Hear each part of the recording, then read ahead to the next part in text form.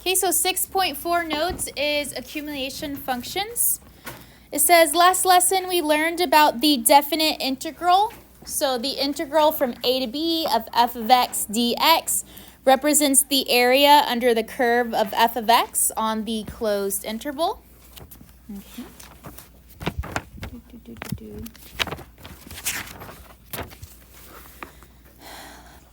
Let us say we know the interval starts at a, but if we do, let me start over. Let us say we know the interval starts at a, but we do not know where it stops.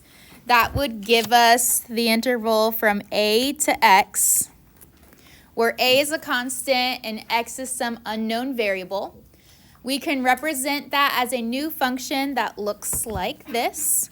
So we have capital F of x is equal to the integral of a to x f of t dt. So if we were to see that visually, we know the integral is the area under the curve.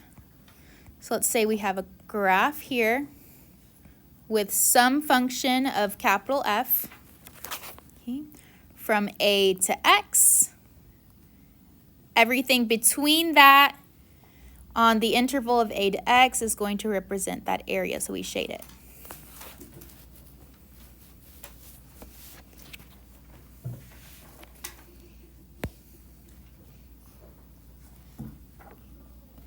So first example says, let capital F of x equal the integral from 0 to x of f of t dt. Use the graph of f in the figure to find the values of the table on the interval where x is between 0 and 5.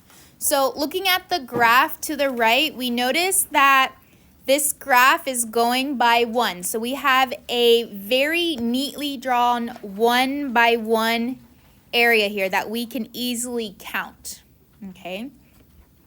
With that being said, we're going to complete the table and we're going to start at x equals 0 and talk about all the area up to that point. So if we're at x equals 0, that's right here at the y-axis. Are we able to calculate an area before that? No. So we would say that the area is 0. Okay. And again, we're going from 0 to 5. So we are looking from this whole part here and then this part here. Okay, so now if we look at 1, okay, so now we're right here. What would be the area of everything before? Remember, we can easily count it as the squares here. So this is 1 area, 2 area, and then good, half an area, so 2.5. Okay, then we look at 2. So from 2 and everything before would be what? 4. Okay, so we would have 1, 2, 3, and then the 2 halves would give us 4. Then we have 3. So now we're looking at everything on this side of 3. So we have 1, 2, 3, 4, and then each of the halves, which is going to make 5. Okay, and then from 4, which all we're doing is adding that extra half, so it's going to become 5.5. And then lastly, at 5, what are we going to do to this section of the area? Subtract it, and we're going to subtract how much? 0.5, so it's just going to be 5. Okay. Again, we were able to easily just count those squares as the area because it's very nicely drawn. If we did not have a function that was nice like this, what would be the best estimation method? Trapezoidal.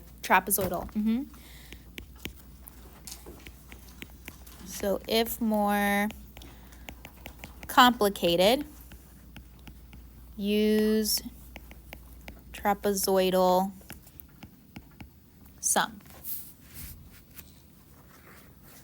Okay. And then this part of the area is negative. That's why we subtracted it from our running total.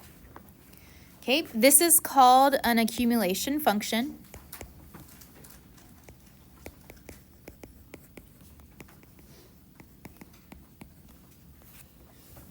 And pretty much is what we were talking about the other day when we were doing Riemann sums, that we are adding up the area in that interval using the shapes that we said. So it could have been rectangle with right, middle, or left Riemann sum, or the most used one with the better estimate would be trapezoidal sum. Okay, so now to talk about the most important thing in this whole course, and that's fundamental theorem of calculus. Okay, it's going to be in two parts. In this first part that they're showing you is, we're going to call it part 1. Okay. And what it's doing is it's relating the derivative with the definite integral. So relating, let me actually, move this off the side. Relating derivative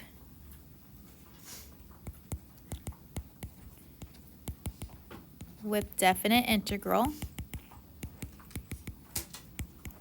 So in this first part, it's saying if a is a constant and f is a continuous function, then d dx times the integral of a to x f of t dt is going to be equal to f of x. Okay. When you look up the fundamental theorem of calculus, however, most often you see what is called part 2. Okay, and what part 2 is it shows us how to compute the integrals.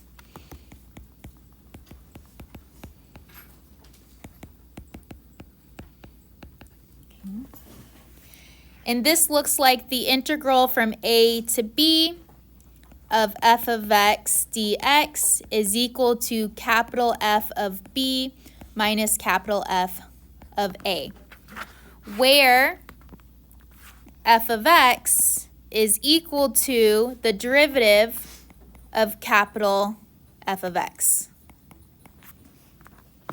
Okay, so it's very important that when we're talking about these functions that we are seeing the difference between a function f of x and a function capital F of x. Okay. Derivatives and integrals are inverses of each other. Okay, so they will cancel each other out. Okay. In example 1, the graph of f is the derivative of capital F of x. So capital F of x is considered the antiderivative of f of x. Okay, an antiderivative is another name for integral. Antiderivative, it's the opposite.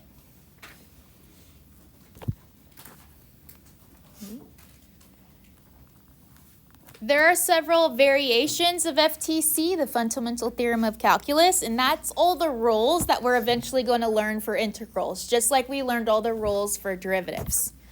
So this first one that we're going to talk about today is the chain rule. Okay, so it says if a is a constant and f is a continuous function and g and h are differentiable, then d of dx of the integral a to g of x f of t dt is equal to f of g of x times g prime of x. Okay. Notice in this equation, we did not use the lower bound a, because in this case, a is a constant. And if we're taking the derivative, what's the derivative of a constant? 0. That's why it's not included. Okay. And then the next one, notice that both of our bounds contain functions. So this is d dx of the integral h of x to g of x, f of t dt, is equal to f of g of x times g prime of x minus f of h of x times h prime of x. Okay, this follows the capital F of B minus capital F of A, where we always take that upper bound first and subtract our lower bound.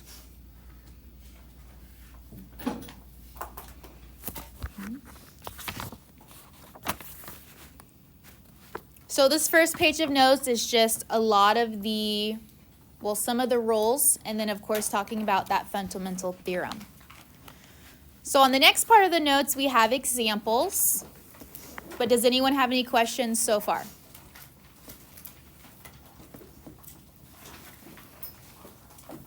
Okay. So before I start the examples, okay, I want to write that note about the constant bounds. So if our bound contains a constant, just know that the derivative of a constant is 0. Okay. So if we look at the first 3 examples, notice that the lower bound in each of them are constants. Okay, so like in number 1 we have 2, number 2 we have pi halves, and number 3 we have 1. Okay, all of these constant values here. Okay. For these problems, it wants us to find the derivative of capital F of x. Okay, and we know that derivatives and integrals are inverses. So for finding the derivative of an integral, what is really happening is that the integral goes away. Okay, so starting with this one, derivative of capital F of x. Again, if we take the derivative of an integral, the integral is gone. Okay, that means we are left with this function with t as a placeholder. Okay, so when you see this 3t squared plus 4t dt, think t as a placeholder. Okay, but really our integral was from 2 to what function? X. So everywhere we see a t, we're going to replace it with x. So this is 3x squared plus 4x. That's our answer. And technically here, we did the chain rule, but what is the derivative of x? 6x plus 4. Just the derivative of x. 1. Okay, so remember, we're talking about this function that we're plugging in. So the derivative of the function itself, x, is 1. So really what we're doing is we're taking this whole function and multiplying it by 1, which we don't have to visually write. Okay. You'll see us use the chain rule in number 2 a little easier because this one's not going to be 1. But same thing, we are taking the derivative of capital F of x, okay, which means the integral is going to end up going away. And instead of t, the placeholder, we are going to put in what function? X cubed, because that's the upper bound, x cubed. So this is equal to sine of x cubed, and then we're going to multiply that by the derivative of that function. So just the function that's the upper bound. This is our chain rule. So we're going to multiply it by the derivative of x cubed, which is 3x squared. So this is times 3x squared.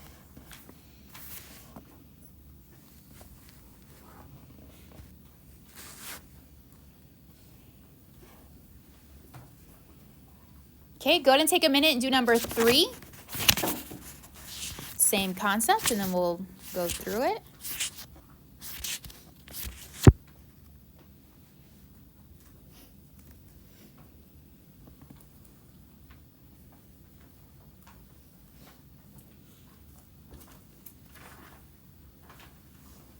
And as soon as you're done with number 3, put your pencil down so I can see who's still working. If you're understanding the concept so far, it should take you like less than 30 seconds.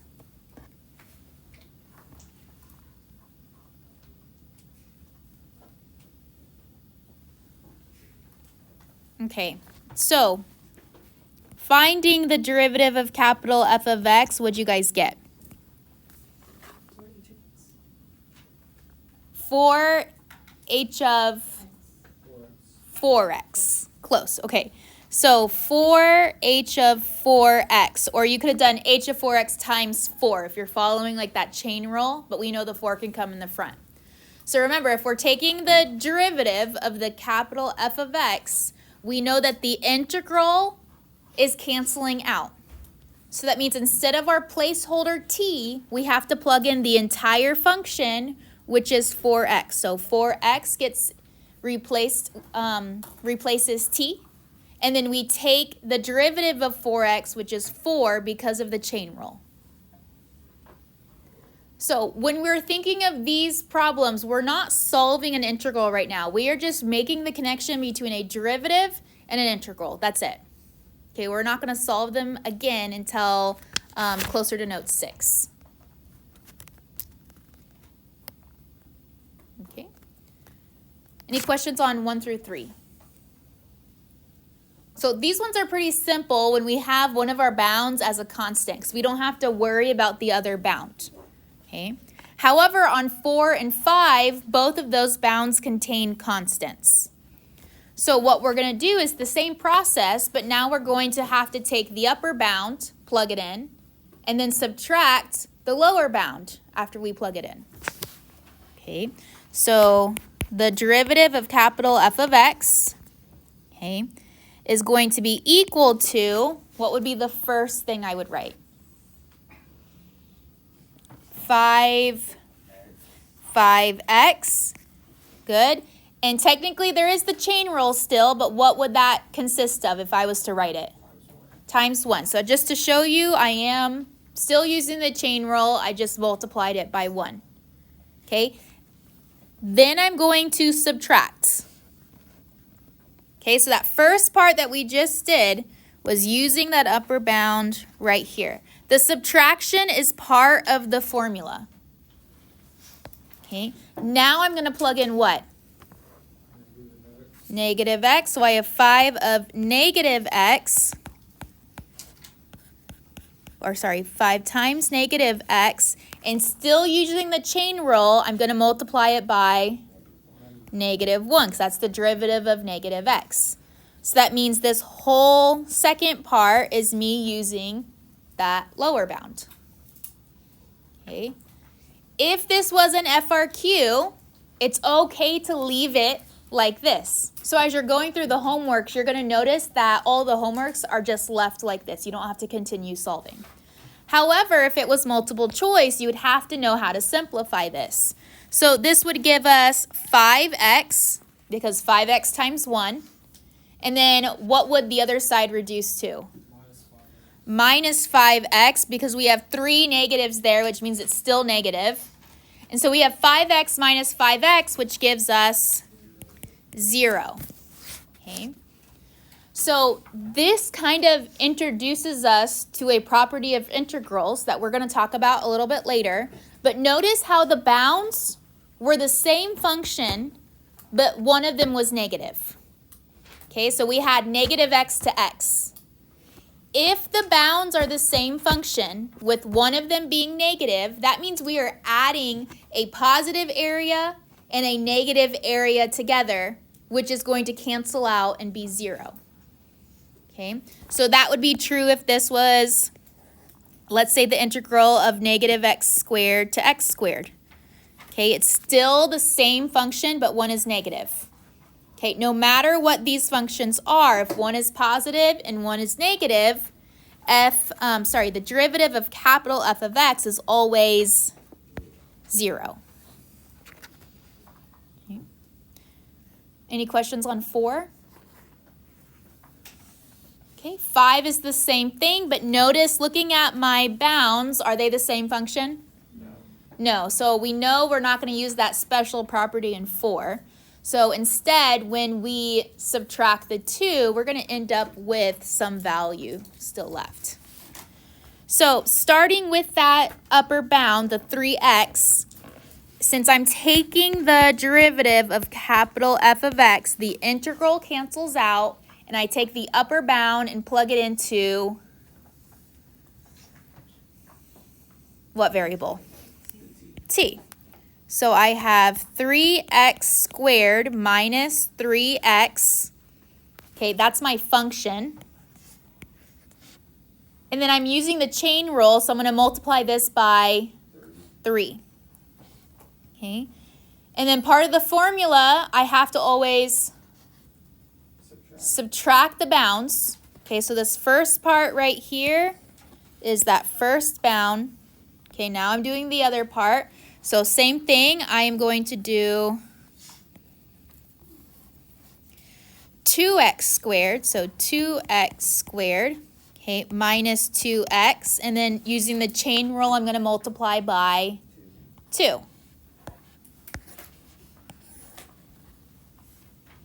Okay. And again, if this was an FRQ, you could leave it exactly like this. The only thing I would change is probably move the 3 and the 2 to the front of those brackets. However, if it was multiple choice, we would have to simplify. Okay, so if I was to simplify this, 3x squared becomes 9x squared, okay, minus 3x, and this whole thing is multiplied by 3, minus, bring the 2 in the front, and I have 4x squared minus 2x. Okay. This gives me 27x squared minus 9x minus 8x squared plus 4x. I'm just doing algebra to simplify. Combining like terms, I have 19x squared minus 5x, and that would be my answer. But again, if this was FRQ, definitely leave it in this form. You don't want to get points marked off if you mess up on your algebra. Okay, so if you don't know how to simplify, you would just leave it like this and you would still get the full points.